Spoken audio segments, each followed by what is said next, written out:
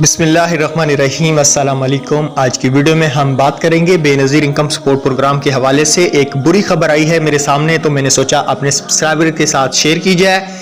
अब फ़िल्टर लग चुका है। जी हाँ दोस्तों, अब कैसे फ़िल्टर लग चुका है बेनज़ीर इनकम सपोर्ट प्रोग्राम से। जो ख़वातीन पहले से पैसे ले रही हैं या उन्होंने अभी तक सर्वे नहीं कराया या सर्वे करा चुकी हैं, उनके ऊपर फ़िल्टर क्या लग रहे हैं। अभी आपको मैं एक आईडी कार्ड स्क्रीन पे चेक करा रहा हूँ। यहाँ पे आईडी कार्ड शो नहीं करूँगा क्योंकि ये पर्सनल है।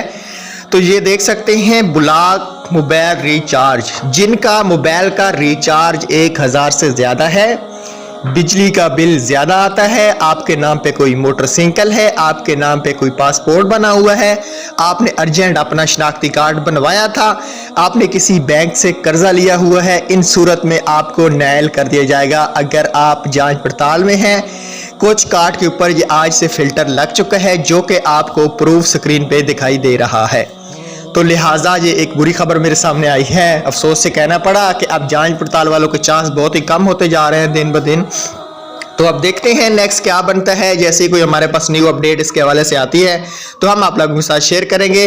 अगर आप घर बैठे पैसे कमाना चाहते हैं तो नीचे दिए गए ग्रुप को ज्वाइन कीजिएगा। अल्लाह हाफ़िज़।